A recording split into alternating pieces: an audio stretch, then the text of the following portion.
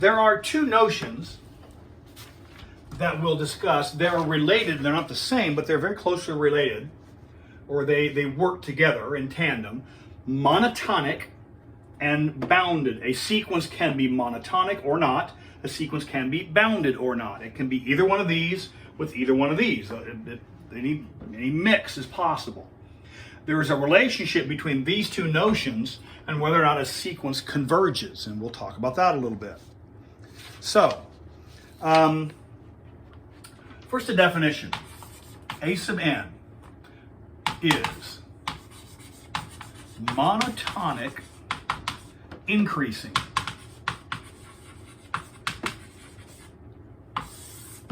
A sequence can be monotonic increasing or it can be monotonic decreasing. Typically, if it is monotonic increasing, we simply say increasing. Increasing means monotonic increasing. It's shorthand. A sequence can be monotonic decreasing. If it is monotonic decreasing, we typically just say decreasing. We typically don't include the word monotonic unless there's some particular rationale for doing that. So, AN is monotonic increasing if, and what's required, the symbol for monotonic increasing is, sorry, I needed my subscript. AN increases, AN is decreasing. Monotonic increasing, monotonic decreasing.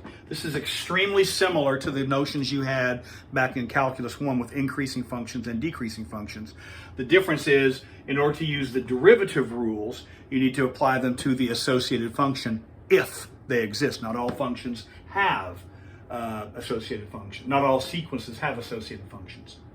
A function is monotonic increasing if this. Here's the rule. If AN plus 1, I'll write it this way. AN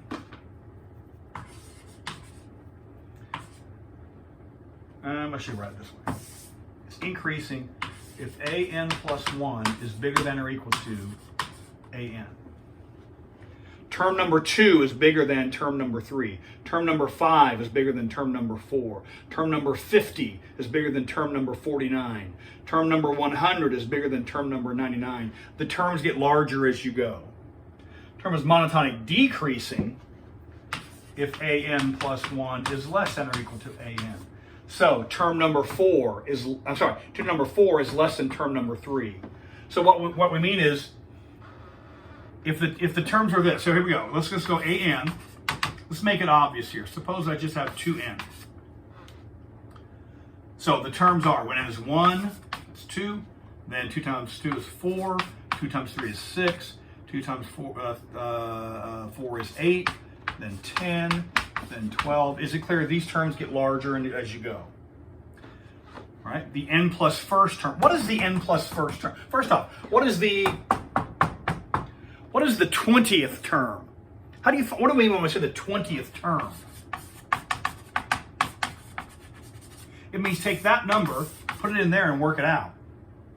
Right? The 20th term, in this case, is 40. What do we mean by the n plus first term? What do we mean by n plus first? If the 20th term is you substitute 20 in for n, the n plus first is you substitute n plus 1 in for n. The 21st term, the n plus first term is 2 times n plus 1. The n plus first term is found by substituting parenthesis n plus 1 parenthesis in for all the n's. So this is the n plus first term. The question is, how does that compare with the nth term? 2n as opposed to 2n plus 1. This is the reverse way. This is the same thing as saying an. Small number, then big number. Small number, then big number. I should have written this way. Big number, then small number. Those are the same thing. So if we think this is increasing, one way to assure that for sure is this. Is this really increasing? Is it really? Is it really increasing? Do some algebra.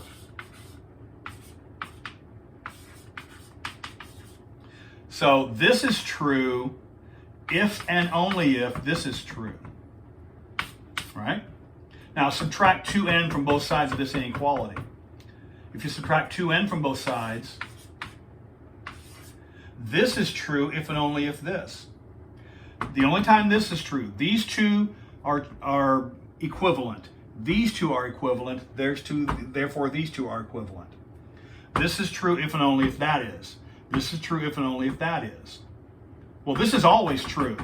Therefore, this is always true. Therefore, this is always true. Therefore, we have little then big.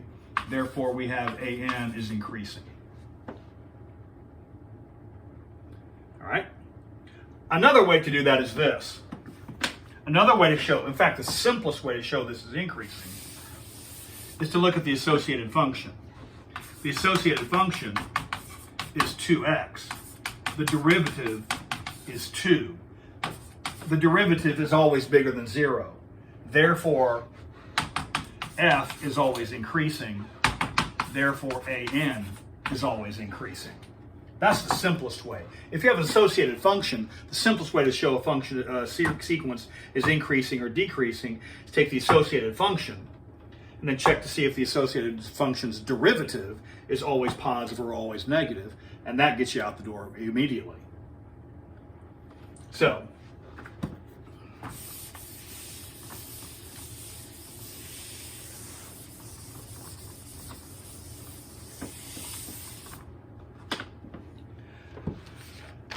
all right.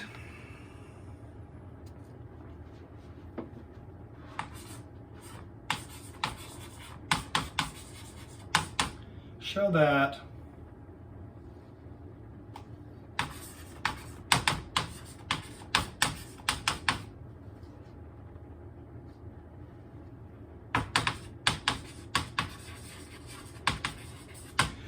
that sequence is increasing. There are several ways you can make this other argument. The simplest way is, since this does have an associated function, there are no factorials involved. Consider the associated function. This is 2x over x plus 1. And now we may take the derivative here. You may not take the derivative here because this is not continuous. But you may take the derivative here. So this implies that f prime of x is good old quotient rule. Denominator times the derivative of the numerator minus numerator times the derivative of the denominator all over denominator squared, which is, this is 2x plus 2 minus 2x. And we can make this argument. This, no matter what value x is, the numerator is always positive. No matter what value of x is, when you square something, it's positive. So for large values of x's, you have positive divided by positive. So we know this derivative is bigger than 0. Because this is always positive, this is always positive. And so this derivative is always bigger than 0. Therefore, this function is increasing. If the function is increasing, therefore we know the sequence is increasing because the sequence and the associated function have the same behavior. If this had worked out to be negative 2 over blah, then you would have had negative over positive, which is less than 0. That would mean the function is decreasing, and that would mean the sequence is decreasing. So if, this is a big if you can show the derivative is always positive or it's always negative, then you can show for the associated function, then that guarantees the associated function has that behavior, and then so does the sequence itself. So that's one of the most common ways to do that. All right? So,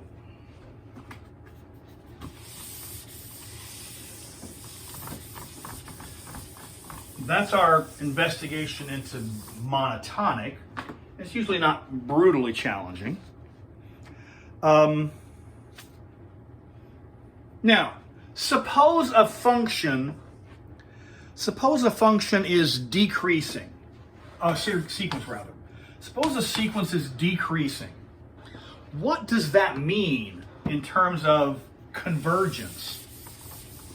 Remember that a sequence converges only if the terms approach a horizontal asymptote. The sequence converges if the terms approach the graph approaches a horizontal asymptote. So, but you might think, well, if this is always decreasing, it cannot level off and approach a horizontal asymptote. That's clearly not the case, however. So consider let's consider this n plus 1 over n.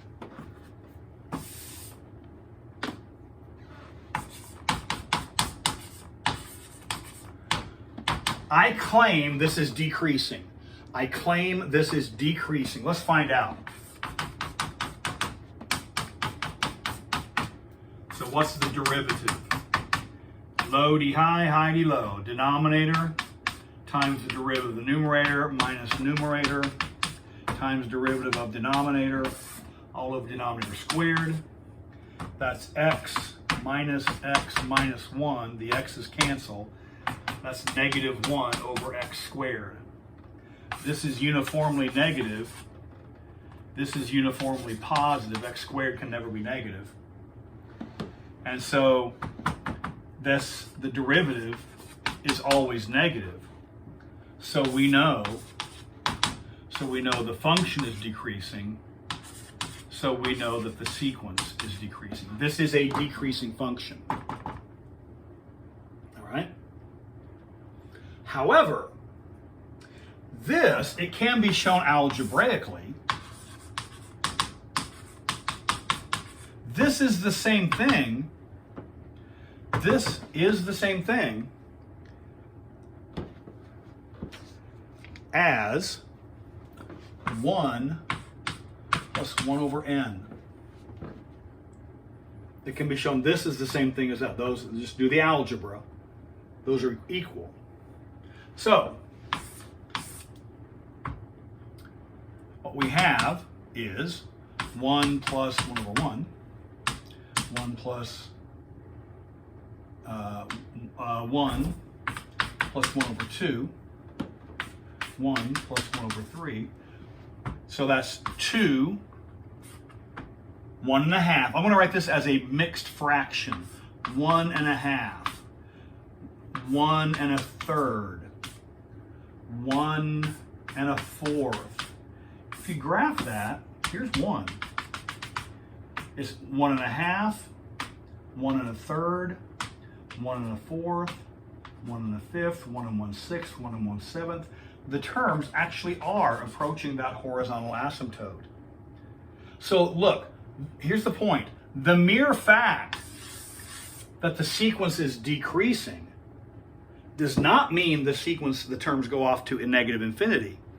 The terms can continue to get smaller, but they level off. Decreasing does not mean it goes off to negative infinity. Decreasing can mean that it actually does converge. So a decreasing sequence can actually converge, or it might not. It might converge, it might not. And so what we can say, however, is this. What is happening with this particular sequence? Yes, the terms themselves are getting smaller and smaller and smaller. However, they don't escape off to negative infinity because they do approach this horizontal asymptote. There is a boundary. Or we can say it is bounded. A sequence is bounded. A sequence is bounded if there is a line below which the graph never gets. As we can say a sequence is bounded below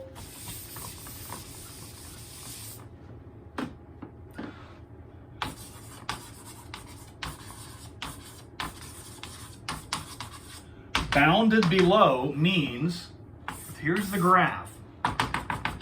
If there exists a line and the points never get below that line, then it is bounded below. a sequence is bounded above,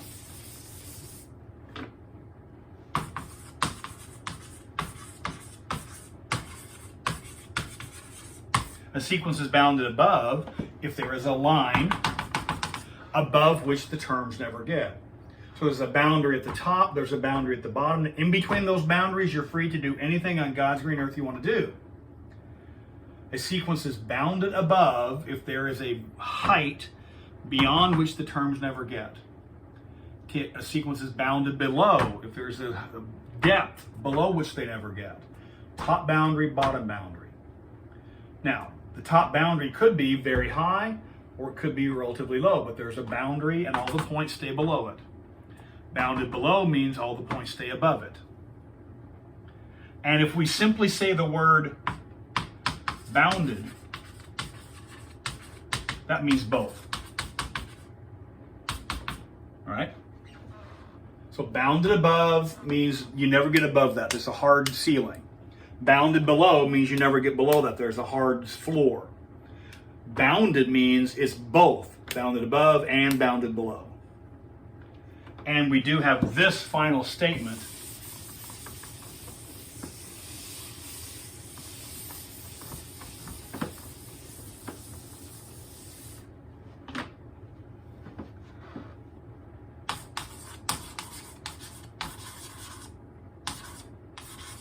Bounded and monotonic.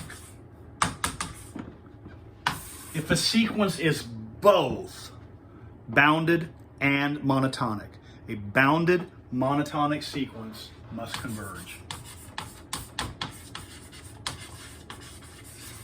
If it's bounded and monotonic, it must converge, must approach an asymptote.